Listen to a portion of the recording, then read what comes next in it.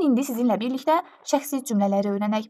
Şəxsiz cümlələrdəki şəxsiz sözü nəyi bildirir?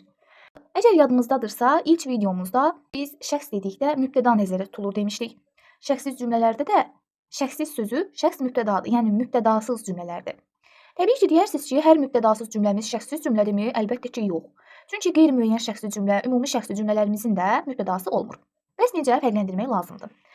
Şəxsiz cümlələr mübtədası olmayan, həmçinin də təsəvvür edilə bilməyən cümlələrdir. Məhz bizim qeyri-müəyyən şəxsi və ümumi şəxsi cümlələrdən əsas fərqimiz bundan ibarətdir ki, burada hər hansı bir mübtədanı düşünə belə bilmirik. Şəxsiz cümlələrin xəbəri həmişə üçüncü şəxsin təkində olur. Bunu unutmuruq və məsələlərə diqqət edirik. Tapşırığa vaxtında əməl edildi. Əməl edildi xəbər. İndi gəlin biz mübtədanı düşünək. Əməl edildi. Kim, nə, hara? Suallarını veririk. Kim, nə, hara? Görürük ki, hər hansı bir cavab alınmadı. Məsələn, desəydik tapşırığa vaxtında əməl etdilər. Əməl etdilər kim? Məsələn, onlar. Burada görürük ki, cavab gəlir. Amma tapşırığa vaxtında əməl edildi də artıq biz kim deyə bilmirik. Deməli, onun mübtədası yoxdur və təsəvvür belə edilə bilmir. Məsələn, səhər idi. Səhər idi xəbər. Biz deyirik kim, nə, hara? Hər hansı bir mübtədanın sualını veririk. Görürük ki, hər hansı bir cavab alınmadı. Deməli, şəxsiz cümlədir. Ətrafda səssizlikdir. Səssizlikdir xəbər. Yenə də eyni sualı veririk. Mübtədamızın sualını veririk. Kim, nə, hara? Görürük ki, burada da hər hansı bir cavab alınmadı.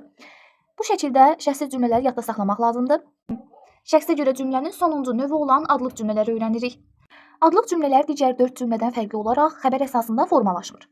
Mübtəda əsasında formalaşır. Belə ki, adlıq cümlələr əşyanın və ya hadisənin adını çəkməklə onun mövcudluğu haqqında məlumat verir. Adlıq cümlələrin xəbəri olmur. Adlıq cümlələr əsasən dram əsərlərinin remarkalarında, şeirlərdə, qəzet və jurnallarda istifadə olunur. Məsələn, Bakı, böyük bir şəhər, ay işığı, xan sarayı, Vaqifin evi, Vidadinin evi və s. Biz dram əsərlərini oxuyarkən remarka hissəsində bununla tez-tez qarşılaşırıq. Sadə cümlənin şəxsə görə növlərindən bu qədər. Hansı mövzunun izahının gəlməyini istəyirsinizsə, şərhlərdə bildirməyi unutmayın. Sentyabr qruplarımızda qeydiyyat davam edir. Əlaqə saxlamaq üçün bizə yazmağı unutmayın. Sağ olun.